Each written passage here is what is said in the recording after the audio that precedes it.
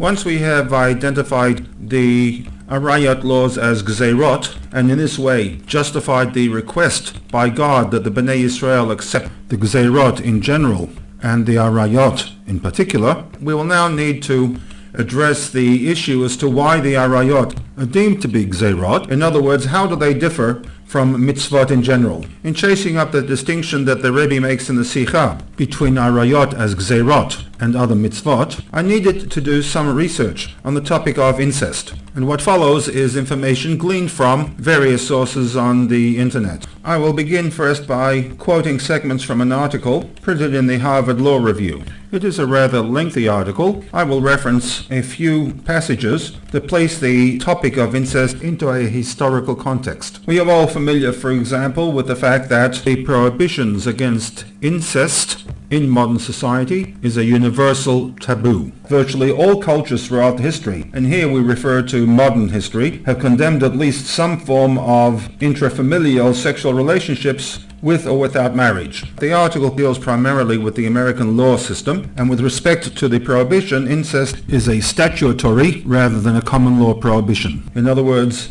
a gzeira. There are criminal proscriptions that attract a criminal offense of sexual behavior or marriage between persons too closely related. There are also marriage proscriptions in which there is a prohibition against entering into a formal marriage arrangement, and such marriages are deemed to be null and void.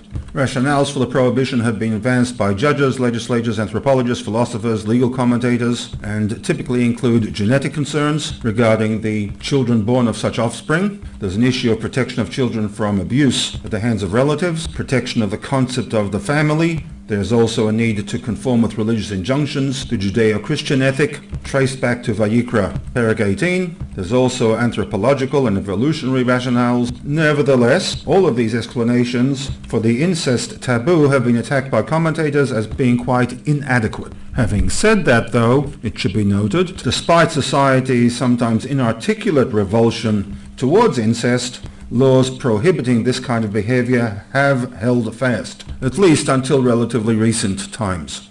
An argument can be made that despite the list of relatively modern reasons that have been advanced to justify this taboo, this may not necessarily have been the case in earlier times. Leaving aside the situation of the children of Adam HaRishon, who unavoidably had to marry full sisters, we need to grapple with the Avot. Avraham, for example, married his paternal sister. Yaakov married two sisters. Amram, Moshe's father, married his aunt. All three would have been deemed violations as of Vayikra 18. The Rambam justifies the actions of the Avot in disregarding the prohibitions recorded in Vayikra 18 on the basis that the Avot were not subject to these commandments pre-Matan Torah. According to the laws of Bnei Noach, many of the restrictions handed down post-Matan Torah were not applicable. Furthermore, in the non-Jewish ancient world, there is evidence from the papyri that incestuous marriages were widespread. Many husbands and wives were brother and sister. In ancient mythology, which might point to the fact that these practices were not totally taboo, we have Zeus, god of sky and thunder, marrying Hera, his sister, a union that resulted in 14 godly and heroic offspring. Many of the 14 children go on to marry their siblings. And in more recent times we have situations of incest within the royal dynasties. Here at least, the argument presented in favor of such marriages is that it helped concentrate wealth, political influence within the family. And therefore, although nowadays there is this universal taboo against the practice of incest, this may not necessarily have been the case in ancient times, nor for the generation that left Egypt.